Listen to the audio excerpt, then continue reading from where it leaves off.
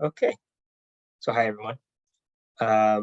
Welcome back to the Efficiency for Access Design Challenge webinar series. As usual, I'm your convener today, Sean. We're excited to have you here both live and if you're watching the recording. And remember, for all of you who have joined since we've launched this series, all recordings are available online on our website or on the CrowdSolve page, and any post-event materials will be shared on there as well. So if any of our speakers have any resources they'd like to share with the students during their talk, anything that comes up in the Q&A, feel free to send to me. I'll post it on the CrowdSolve page. So as usual, a bit of housekeeping before we begin. I'm recording this webinar and its transcript, which will be available online. If you do not wish to be recorded, please turn off your video and or mute yourself. And we'll be sharing the recording and slides with you following the event.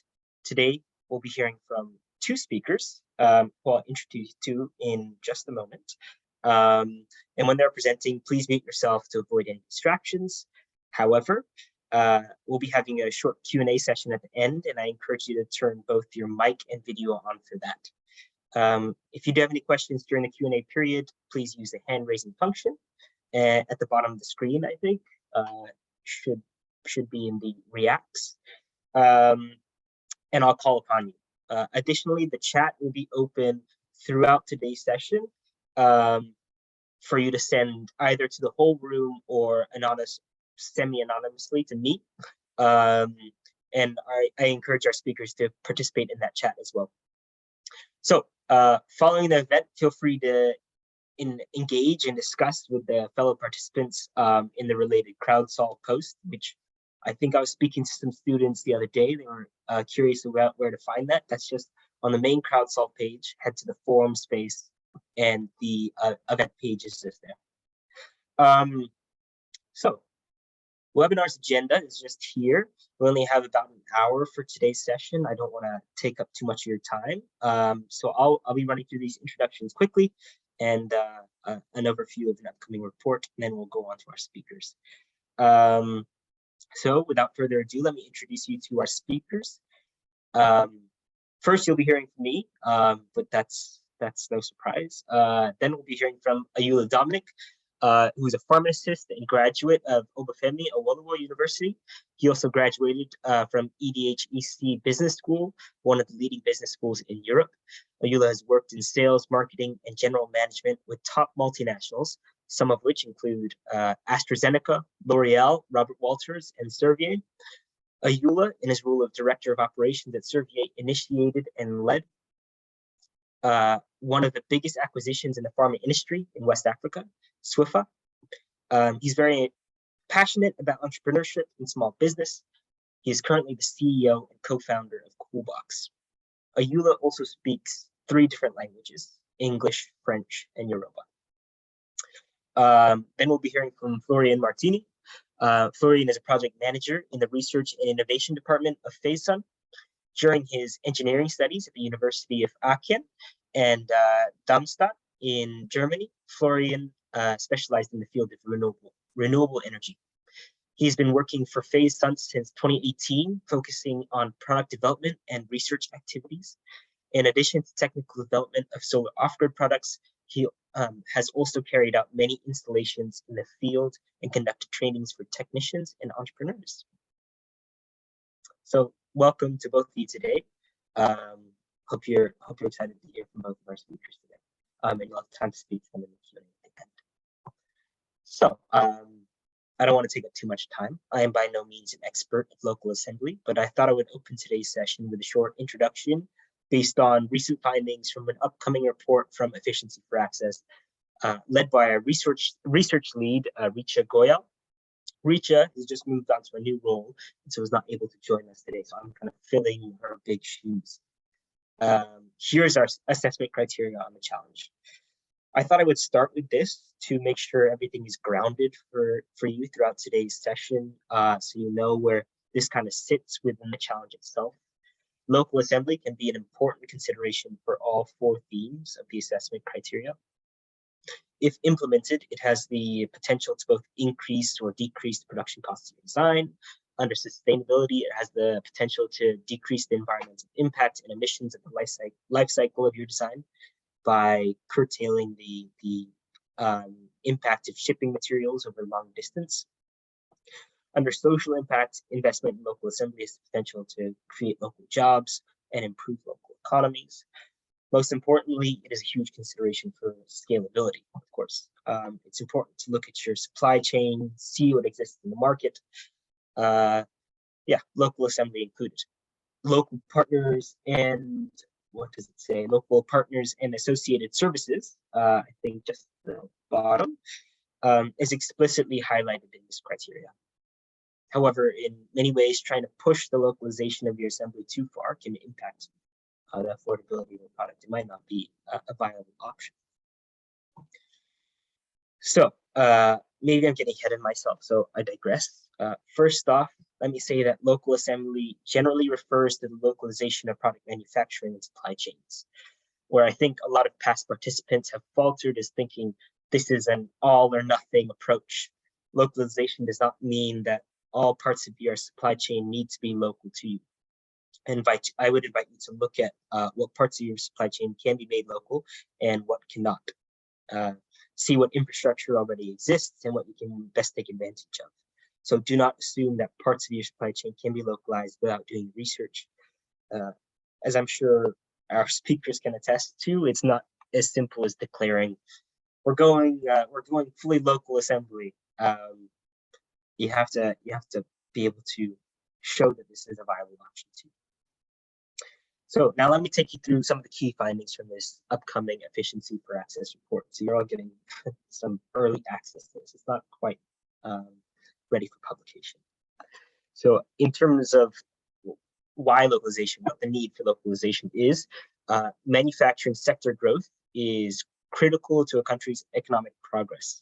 Countries today are eager to promote local manufacturing and are putting incentives in place to attract private sector investment in local manufacturing and assembly across a wide range of sectors, including off-grid solar. The main advantage of localization for any country include, among others, supply chain stability and local job creation, which I have here on the slides. As the COVID-19 pandemic has shown, global supply chains are vulnerable. Sourcing materials from a specific region or a single supplier make companies or industries' supply chain extremely vulnerable to disruption. Localizing supply chains helps manufacturers to become more resilient to global supply chain disruptions in pandemic-like situations. Or I think as we're seeing with the global chip shortage or the energy crisis in Europe, dependence and almost a weaponization, say, of globalized supply chains by governments, creating instability. Localization also has the potential to provide widespread employment for a sizable portion of the young population. The recent pandemic has highlighted the importance of local actors in crisis response. So let me just here. I think this is a really key slide for everyone. So here are some main findings from the Efficiency for Access report, which looked at the fiscal environment for increased localization of off-grid solar refrigerators and walk-in cool rooms. Kind of a case study of those two technologies. They also did the research through a case study of Kenya and India, which I would invite you to read more about when the report was published. I won't have time to go through the specifics of those countries here. So if you're interested, I'll be posting that publication as soon as it's ready on the same CrowdSolve post, so I'd look out for it there. The team's economic analysis demonstrated that solar walk-in cold room localization is viable if there is adequate demand. In fact, it demonstrated that localization is a powerful tool.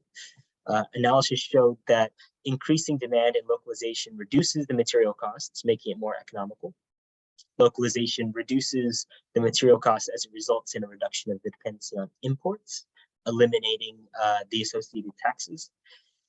The factory level economic assessment for solar walk-in cold rooms, which is maybe more relevant to you, found that increased localization reduces break-even volume demand.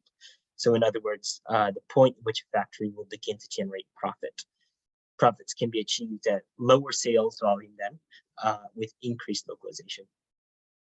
However, An increase in the capital cost required to set up manufacturing facilities and procuring materials offsets these profits, which is why it shouldn't be used as a blanket strategy.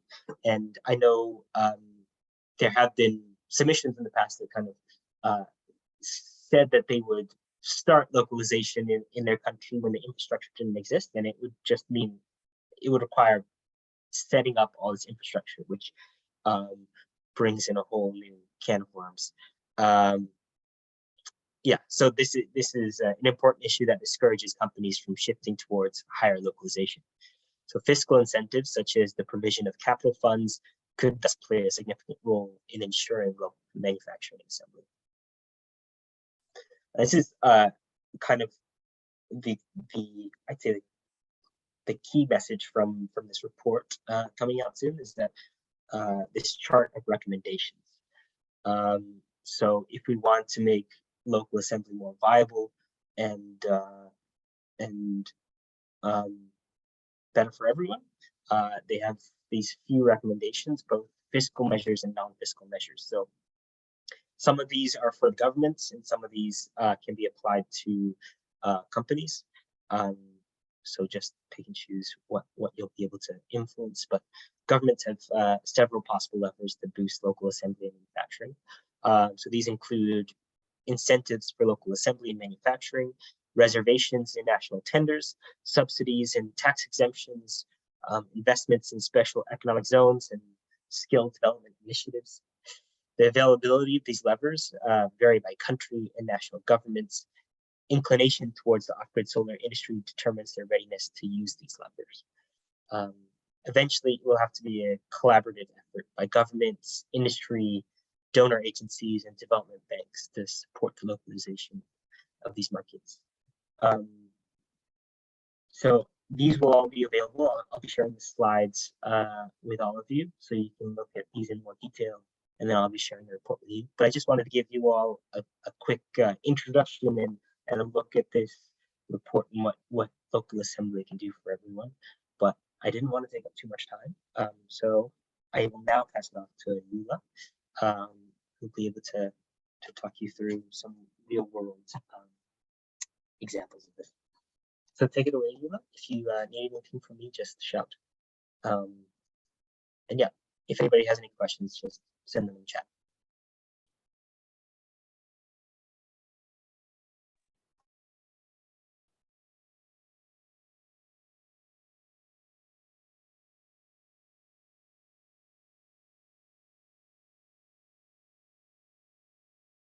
Hi, everyone. Good morning. Thanks once again for taking time out to join us today. Just a brief introduction. Once again, my name is Ayoola Dominic, and I work with a startup which wants to revolutionize the way the world experiences cooling.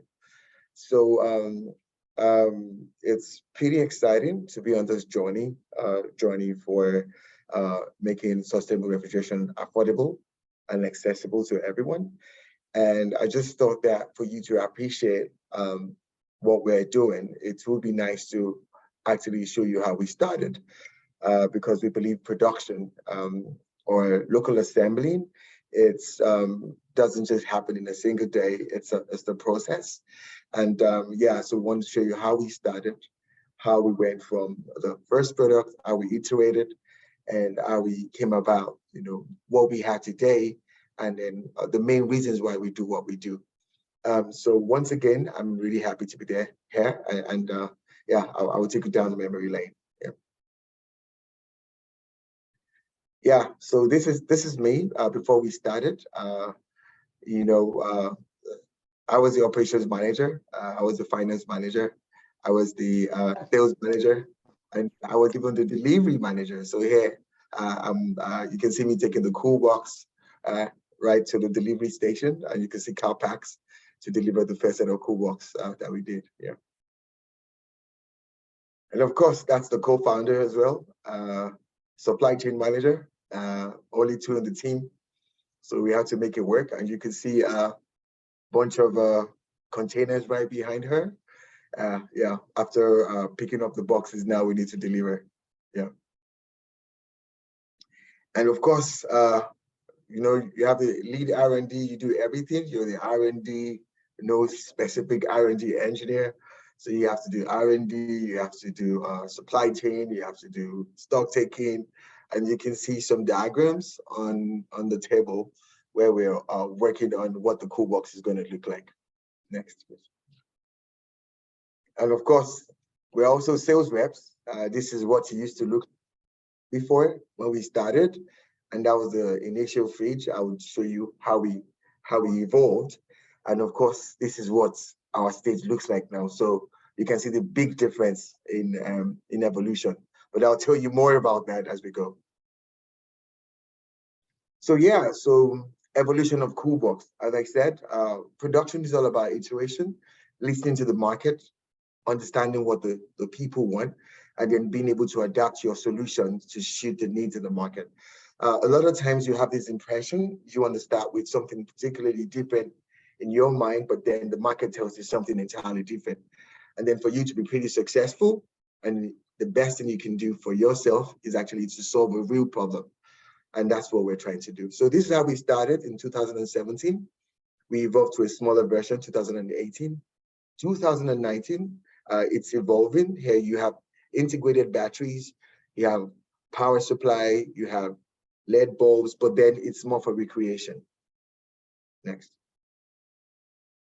And so therefore, despite all the accolades we had, we're on BFM, we're on Forbes, we sold out on Amazon, we're in one of the biggest stores in France, we're one of the biggest stores in Europe, basically. But that definitely didn't make us happy. So what is that thing that made us happy? So yeah, so what brought us to where we are today? So we did a survey with our customers, and we figured out that 90% of them said they don't just want a cooler, but they want a cooler that has an autonomy. And when they mean autonomy, they mean longer hours, and that could normally stay for longer hours. And the only thing we could think about is solar. And then we started with solar, but then we figured out that what we had could be used to better serve people that really need the product and not people that want it. Now we have the camping world, they want the product, but the people that really need it, obviously they're in sub-Saharan Africa. These are people that do not have access to refrigeration due to lack of power supply. And that was how we pivoted to the product that we have today. And what do we have today? Yes, in 2020, in the middle of the COVID, we launched what we call the Koolboks solar freezers. We are the first ever to integrate batteries in freezers. And obviously, what you would be used to is to have, that's the next slide, is to have the charge controllers, you have the batteries, and then you have the compressors.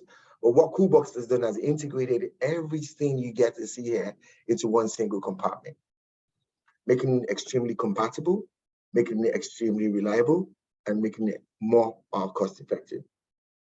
Next. So of course, we also observed our market. Like I said, we always listen to the market.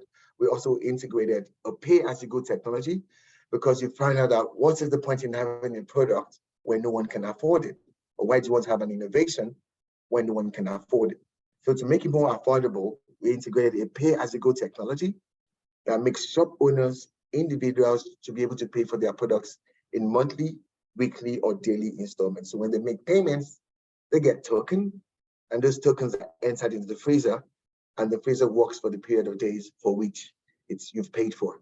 Now, we're the first ever globally to actually integrate a pay-as-you-go technology into freezers or into movable cooling devices.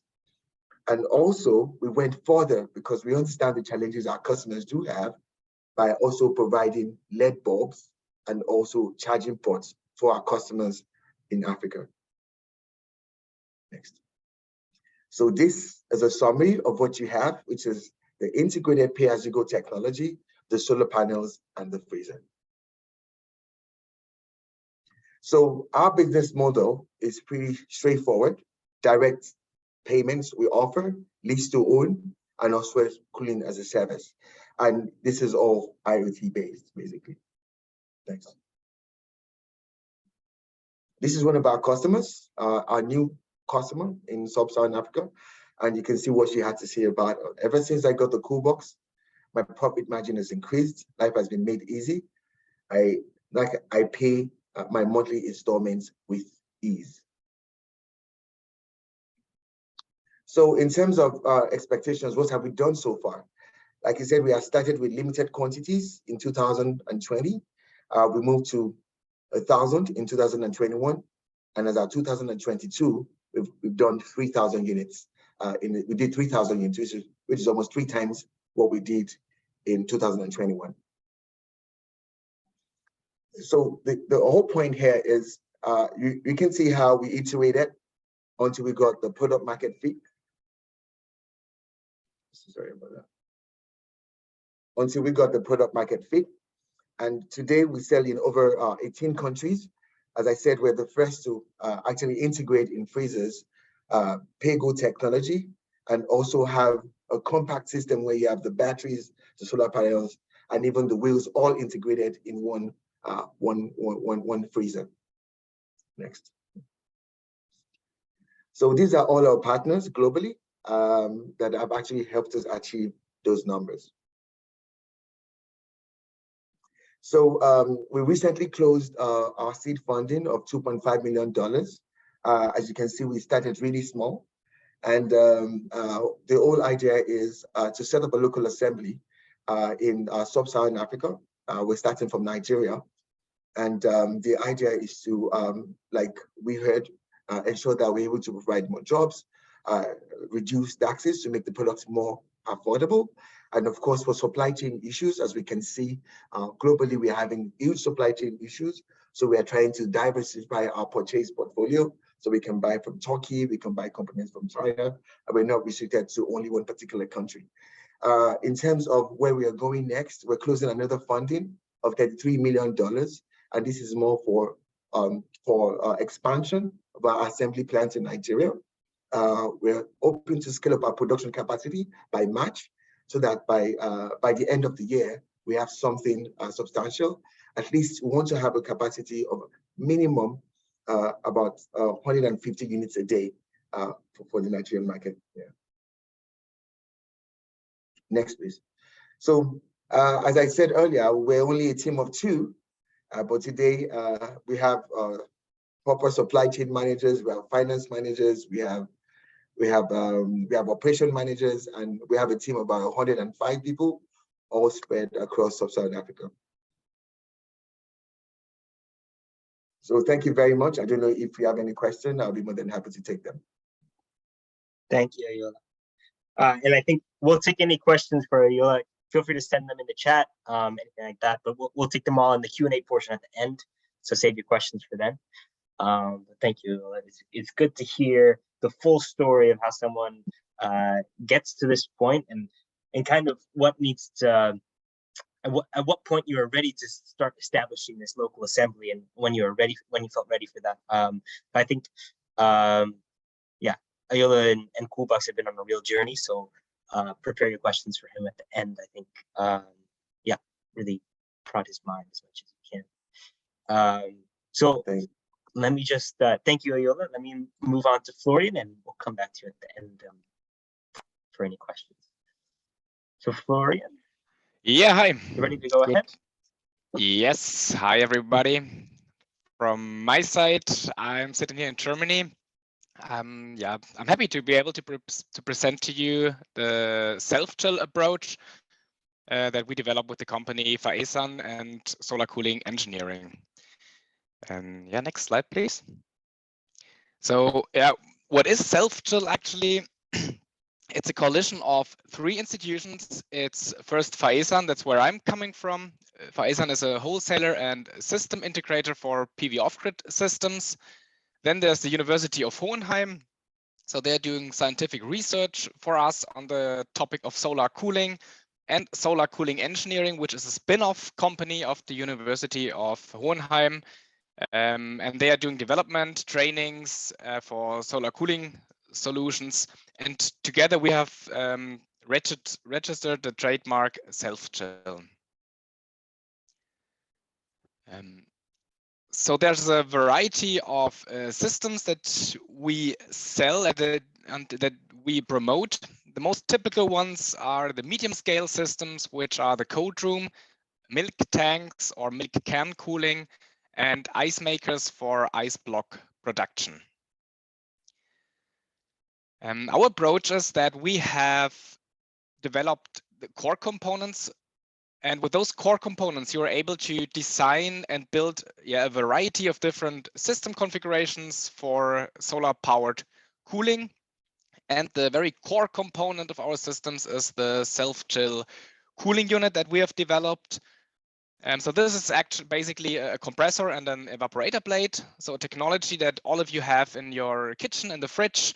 So it's a proven technology, and we just designed it and further developed it so that it fits perfectly to the needs that we have in African countries.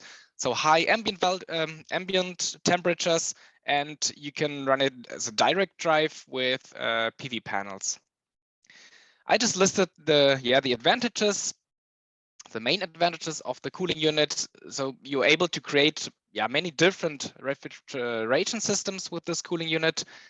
There are very low transport costs, as we are not sending complete systems to the target countries, but only the core components. That keeps the transport costs low. The duty or import costs are free in most countries. And we also save, of course, our carbon footprint. The system can be run as a direct drive or with battery. And the performance of one cooling unit is about the production of 20 kilos of ice per day. We're using a natural refrigerant. So the global warming potential of the refrigerant is very, very low compared to like standard systems that you can find in the market. And we have also developed a monitoring system, and it's also pay-as-you-go enabled. Yeah, one more time, the key benefits of our systems. I just wrote down all a lot of text, because you will get the slides later on, and then you can read it again. I think that helps. Yeah, so the self-chill concept is a very flexible and scalable approach. And we're not only focusing on a product, but on the whole value chain. With the self-chill cooling units, you can build different sizes of systems, starting with cold rooms about 3 cubic meter up to 40 cubic meters. You can use it for milk can cooling from around 40 liters up to 600 liters, and also to produce ice blocks. And it's totally scalable. As I said, we are selling only key components and not, or we also sell complete plug-and-play systems, but we want to promote to only sell the key components so that the system assembly is done locally, and thereby increasing local value creation and also the know-how transfer, so that we're not designing products in Germany and send them to Africa, but we only sell the core components and ideas and the know-how how to build systems with those key components, and we train our local partners in each country, and they then build the systems adapted to the local needs. The systems are very easy to maintain, as about 80% of the systems is built locally with local materials. So people who built the system, they know what they did. They source the material locally. So it's also very easy to get spare parts. And we have only one cooling unit, one type of cooling unit. So it doesn't matter which kind of system you have. You can always interchange the cooling units between the systems, because it's always the same cooling unit. We have an additional intelligent control. With that one, you can have remote access to the systems, remote monitoring. You can switch it on off remotely, and you can also connect it to pay-as-you-go. All right, so let's get more into technical detail. How does this work actually? Of course, we have a PV system providing electrical energy, and then the cooling units, so the compressors and the evaporator blades, they convert the electrical energy into thermal energy with a COP, so an efficiency of around 2. That means at ambient temperatures of 30 to 40 degrees, we convert 1 kilowatt hour of electrical energy into 2 kilowatt hours of thermal energy. The thermal energy is then stored in a, we call it water chiller. It's actually a waterproof basin that is insulated and filled up with water. And then during the day, when solar power is available, the compressors would run with full speed and then producing ice in the water chiller with the surplus solar energy. And then the cold water, which is still in the water chiller, which is not frozen, it has a temperature of around 1 or 2 degrees. And this water is then circulated to the actual cooling appliance, which is, for example, a cold room or a milk tank or an air conditioning.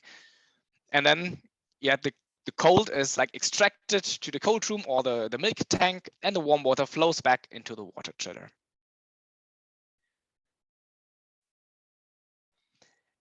Let's compare a conventional system with a self-chill system. So on the left side, you see a conventional solar cooling system. We also would have a PV generator, a big electrochemical battery storage. For conventional systems, they're using AC heat pumps, so you would need an inverter. And let me explain the disadvantage of this system not with a cold room, but with a milk tank. I think that's easier to understand. So we have a farmer, and this farmer wants to cool down 500 liters of milk from 35 degrees to 4 degrees as fast as possible, so within 3 hours. So in the morning, he would put all the milk, the 500 liters, in a milk tank, and then he would need a very high cooling power, let's say around 8 kilowatt, to be able to cool the milk down within 3 hours to the desired 4 degrees. That means the AC heat pump needs to be designed for very high peak loads for 8 kilowatt, and also the inverter and the cables and all the electrical components need to be designed for this high power. And then after 3 hours, as the milk has reached the 4 degrees, we only need to compensate the heat losses. That means we need the cooling power of, let's say, 100 watt, 150 watt, 200 watt, so very low cooling power. And then the AC heat pump is completely over-designed. So only for 3 hours, it's running on full speed, and the rest of the day, it just runs on very, very low speed, and the whole system is completely oversized. Having that in mind, let's have a look at the right side. Instead of having a big electro or battery storage, we are having a water basin, which is our main energy storage. Since during the day, the compressors would always run on full power and produce ice as an energy storage, even if there's no thermal load at the moment. So let's imagine we have the farmer putting the milk in the morning. So the day before, the compressors would be running the whole day, producing ice. And then the next morning, let's say at 4 a.m., 5 a.m., we still don't have solar power, but we have a huge ice storage. So now we have the water would be circulated to the milk tank, and we can provide the 8 kilowatt of thermal power by melting the ice, which is in the water chiller. And then after 3 hours, the ice has almost been melted. The milk is at 4 degrees, and then we just need to compensate the heat losses. And this is when the compressors are just running again with the power they have.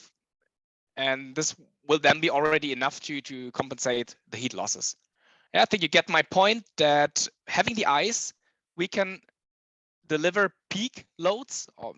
We can deliver the peak cooling power that we need. And the whole system is designed on a 24-volt basis for low currents.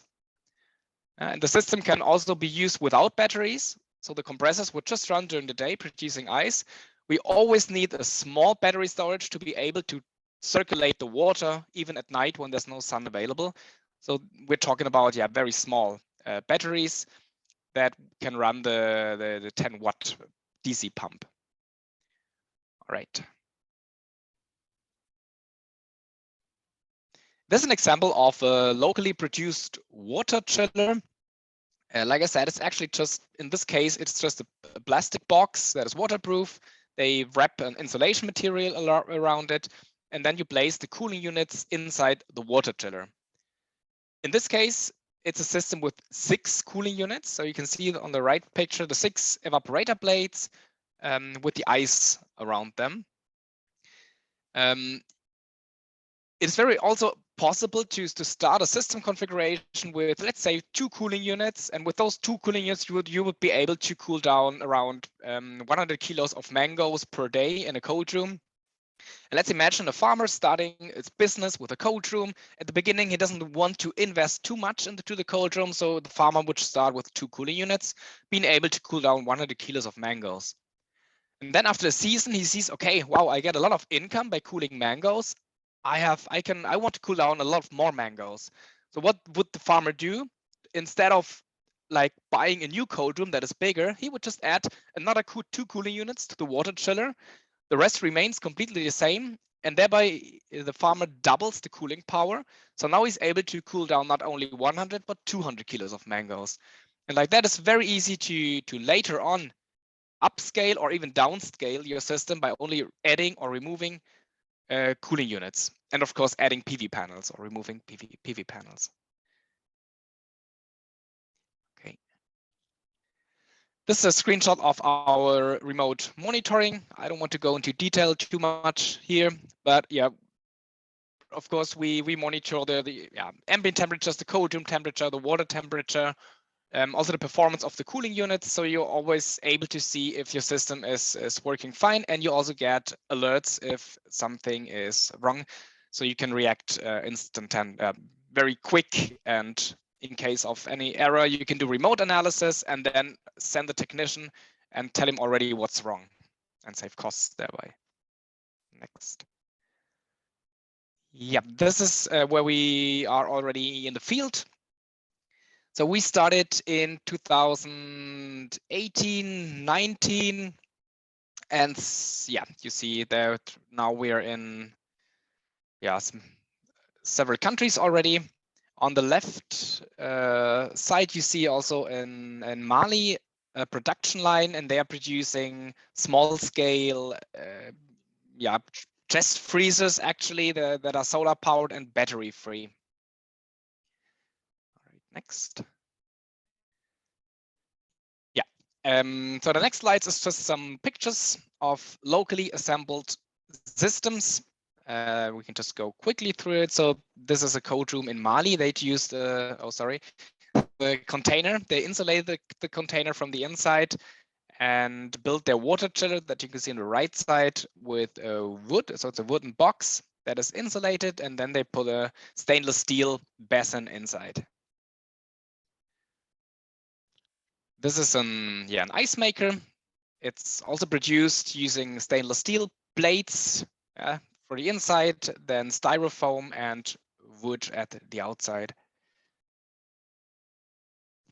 There's a cold room which is installed at Strathmore University in Kenya. In this case, they used on the right side, you see the water chiller, which is an IBC container. You get them worldwide, so it's a standard standard product that you get worldwide. They put styrofoam inside and then a truck foil to make it waterproof, and that's the water chiller, and they paid in total like $100 for the water chiller itself.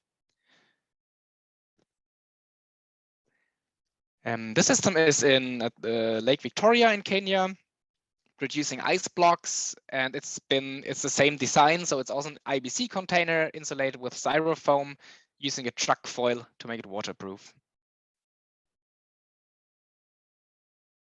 And this is Bungoma, Kenya, a milk tank system. Next slide. I think there's another photo. Yeah, okay. So in this case, they used a plastic box, wrapped insulation material around. This is a milk tank, a 500-liter milk tank on a trailer. So the farmer can add the milk in the morning to the tank, cool it down, then disconnect the hose, and then transport the cooled milk to the dairy plant. Next.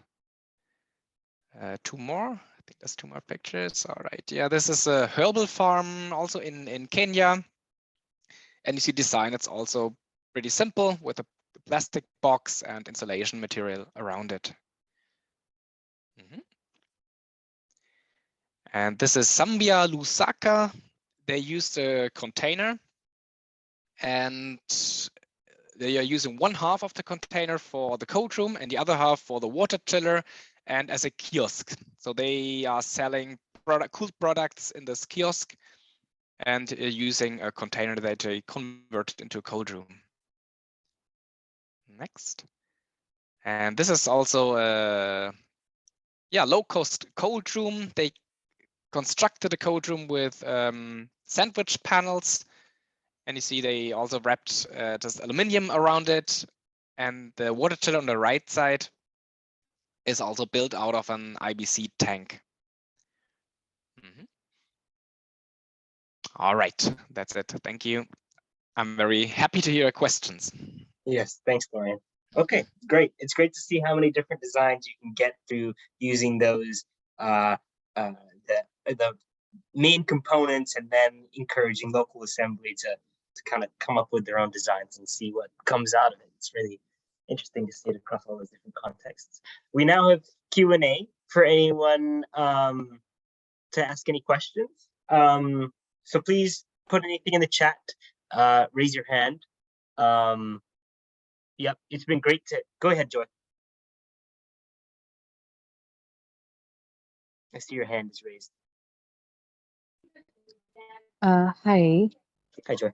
Hi, my name is Joy, and my question is, what advice would you have to us who, as we are starting now with our project, what would you advise us to consider, like, first before we even start, doing the prototyping and all that? Like, what's this thing that you wish you had done, like, earlier before you started your design and all that?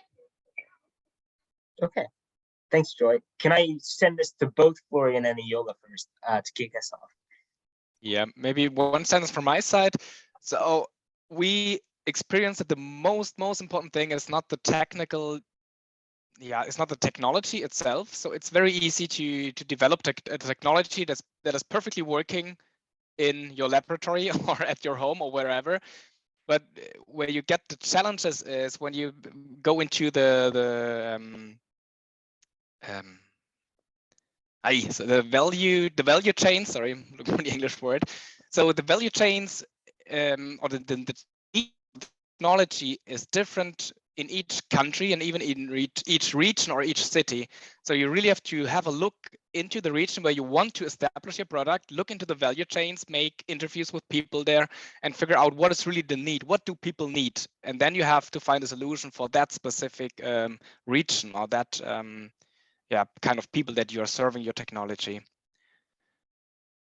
Great. Thanks, Florian. I think that was clear in both your presentations that this really human focus and making sure you're serving the people that you wanna reach is really important to design. Ayoola, do you wanna answer that as well? Yeah, basically, thanks again. I would just say, just to hop on what he said earlier, it's more or less around just being prepared. That's what I would say. Someone would always say, if you're not ashamed of your first product, then you probably don't have a product.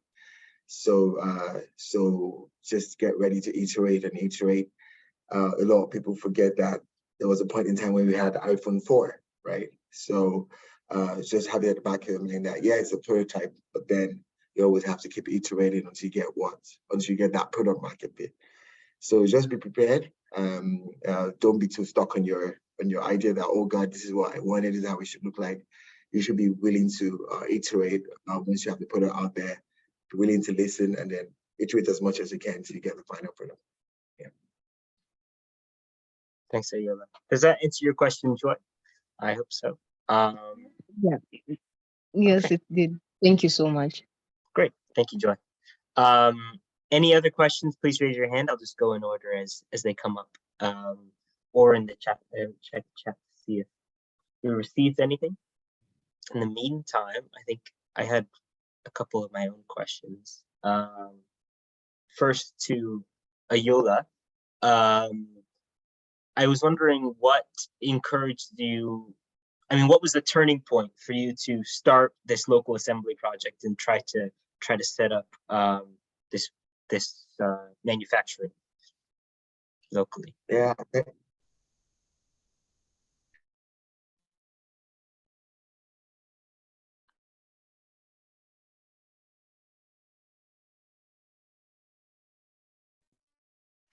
Yeah, I think Okay, I can hear great. you. Yeah. Thank Okay, you. I lost connection for a second. I don't know if it was me or Ayoola. Can you did you answer Yeah. the question, Ayoola? Sorry.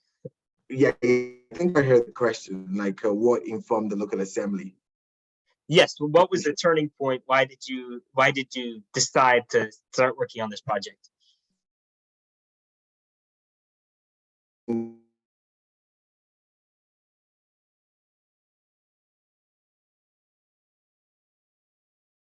Local assembly.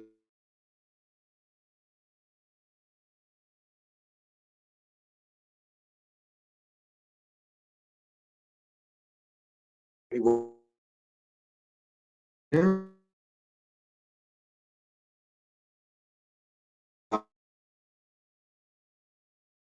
Oh, I think we lost him. Yeah, I'm back. I think You're back. my Zoom just crashed, so hopefully I'm okay now. Seems my connection is faltering. Can you hear me all right?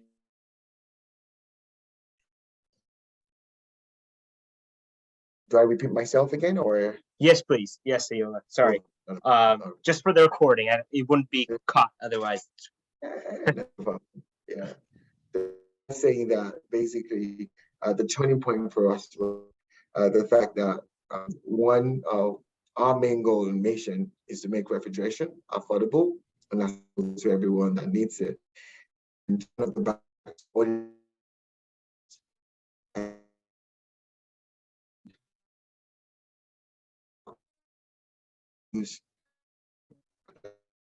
cost of owning a refrigerator by to 15 to 20%. And this for us is pretty interesting. And we felt that, I mean, this is our mission, this is our goal. It would just make more sense to get more affordable. And I think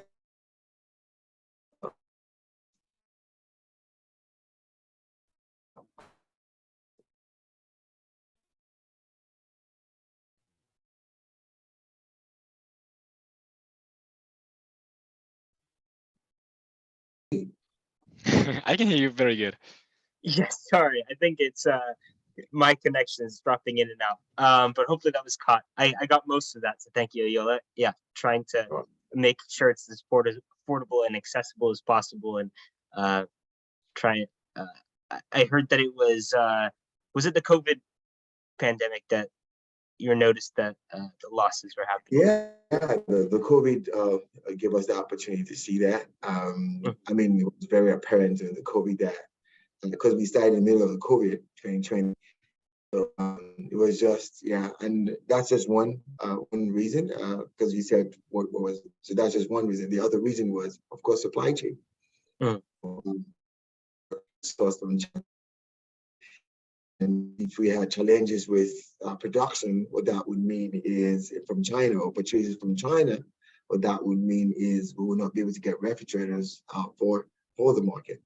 So we started thinking perhaps we could have opportunities of, purchasing components from Turkey. We have some from China, some from India. So in such ways, we'll be able to, have options in terms of purchases of components for the freezers. So that's another reason for that, because we are same in China, and so why don't we buy the components from different parts of the world and assemble locally? So that's the second reason. And the third is the fact that we actually create jobs locally, where we're trying to empower.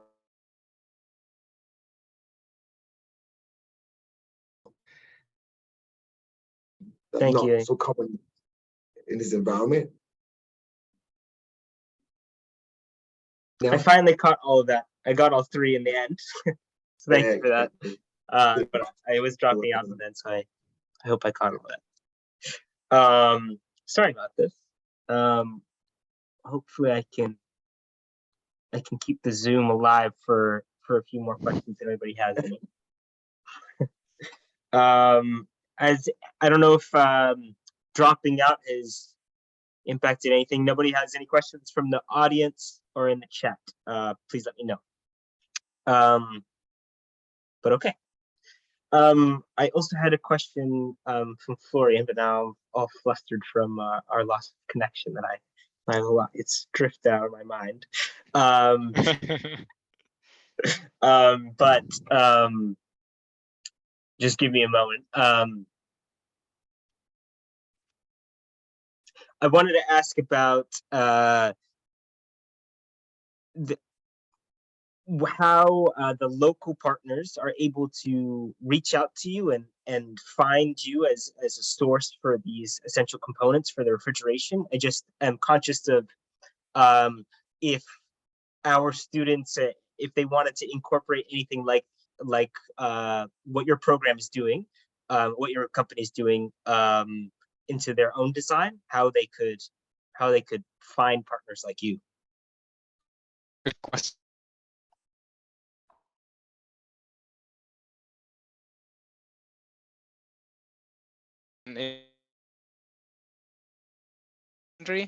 So in 8 African countries,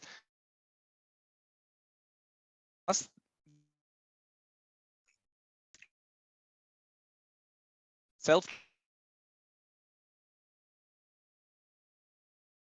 connection loss. Hey, you're Yes, back. sorry about this. Okay, no problem. Yeah, I'm back. Were you able to get through that that answer? Hopefully the people in the audience were able to get it if you did. Yeah? I hope. Yes. Did you hear me, the others? All right, thank you. Yes. Okay, great. So I think there's not really much hope for me anymore. So I hope that our students were able to hear all of that. But I know we're coming up to time now, and I don't know if I'll be able to get a good enough connection for the rest of the questions. If anybody has any others, please send them in the chat, and maybe we can answer them there. But in the meantime, I just wanted to close out the session and ask you all for this to fill out the short feedback survey. So this is something that we do for all of our events and webinars. Is just to fill in. It takes maybe a minute, and it just helps us know what we're doing right with these events and know where to improve, so that we can keep iterating, as Ayoola was saying, and improve these sessions throughout the year. So please do fill this out. Follow the QR code. It'll also be available when I upload the resources. If you want to fill it out after. So let me just leave that up for a minute for you to follow that QR Sorry, code. Sean. I think this QR is not working. It says this survey was closed on 7th of January, 22. Right. Okay.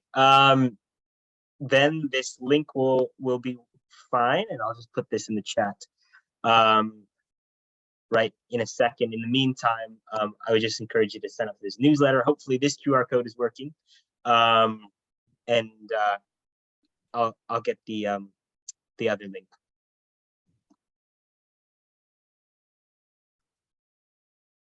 So if you haven't signed up to the newsletter, it's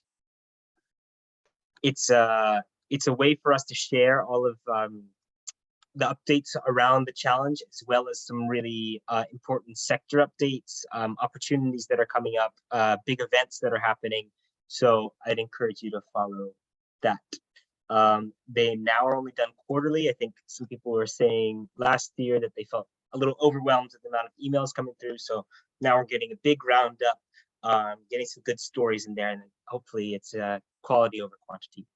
So I've just put in the link to the feedback survey in the chat.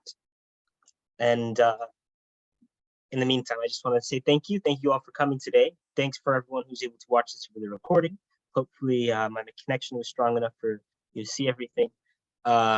And thank you especially to Florian and Ayoola for dedicating your time today, talking us through some of your story and a case study of refrigeration in local assembly. So thank you again.